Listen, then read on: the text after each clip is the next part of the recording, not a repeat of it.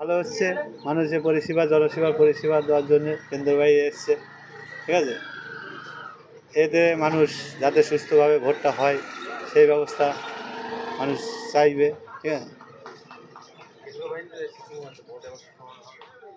হ্যাঁ, সুস্থভাবে তো ভোটটা হওয়ার প্রয়োজন মানুষের জনসেবা।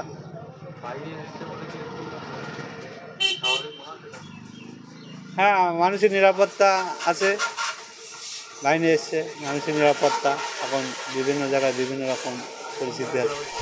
লোকসভা ভোটের দিন ঘোষণার আগেই রাজ্যে চলে এসেছে কেন্দ্রীয় বাহিনী। রবিবার সকাল থেকেই বনগাঁয় শুরু হয়ে গেল কেন্দ্রীয় বাহিনীর রুট মার্চ। উত্তর দিনাজপুর থেকে আপাতত 2 কোম্পানির বাহিনী এসেছে। এদিন কেন্দ্রীয় বাহিনীর সঙ্গে ছিলেন বনগাঁ থানার ভারপ্রাপ্ত আধিকারিক শিবু ঘোষ, মহকুমা পুলিশ আধিকারিক অর্ক পাজা সহ অন্যান্য পুলিশের আধিকারিকরা। বনগাঁ থানার ধর্মপুর গ্রাম পঞ্চায়েতের মণিগ্রামের সন্দেশখালী বাজারে চলছে এই রুট মার্চ।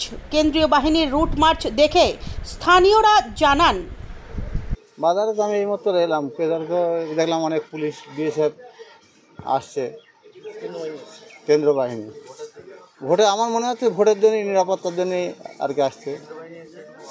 হ্যাঁ, খুবই ভালো লাগছে, খুবই ভালো দিক।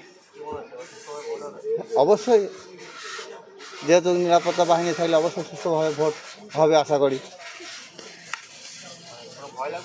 না না, ভয়ের কোনো কারণে। আর আমাদের এইখানে না এমনি অত কোনো গণ্ডগোল হুজ্জুতি হয় না আমাদের এখানে। বিশেষ করে ধর্মপুকুরি অঞ্চলে বিশেষ করে মানে সবসময় ভোটটা ভালোই হয় এখানে, উৎসবের মতনই পালন হয় এখানে। আমার নাম অসীম শিকারী।